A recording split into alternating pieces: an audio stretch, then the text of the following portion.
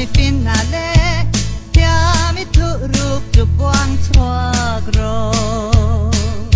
mi ve na ham se frang kara i chi quang te roi chuak la kan ram moi tak pi zo